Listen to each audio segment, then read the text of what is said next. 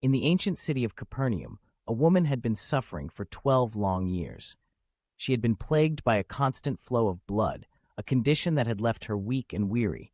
She had spent all her money on doctors, seeking a cure, but none had been able to help her. One day, she heard about a man named Jesus, who was known for his miraculous healing powers.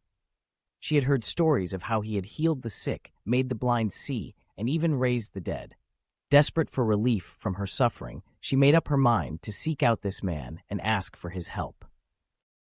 She knew that according to Jewish law, she was considered unclean because of her condition. She was not supposed to touch anyone for fear of making them unclean as well. But she was willing to take the risk, for she believed that Jesus could heal her. She made her way through the crowded streets, pushing through the throngs of people who had come to see Jesus. She could see him in the distance, surrounded by his disciples, teaching the crowds. She knew that she had to get close to him, to touch him, in order to be healed. As she drew near, she reached out her hand and touched the hem of his garment. Instantly, she felt a surge of power flow through her body. She knew that she had been healed. Jesus stopped in his tracks and turned to the crowd. "Who touched me?" he asked. His disciples were confused. "Master, the crowds are pressing in on you from all sides. How can you ask who touched you?" But Jesus persisted. "I felt power go out from me. Someone touched me with faith. Who was it?"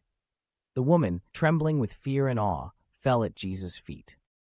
She told him her story, how she had suffered for so long, and how she had been instantly healed when she touched him. Jesus smiled at her. "Daughter, your faith has made you well. Go in peace and be healed of your affliction." The woman wept with joy and gratitude. She knew that she had been touched by the hand of God, and that her life would never be the same again. The news of her healing spread quickly throughout the city. People marveled at the power of Jesus, and many came to him seeking healing for themselves and their loved ones.